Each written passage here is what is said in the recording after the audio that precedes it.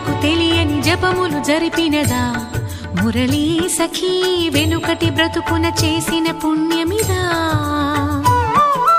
తనువును నిలువున తొలిచిన గాయములే తన జన్మకి తరగని వరముల సిరులని తలచినదా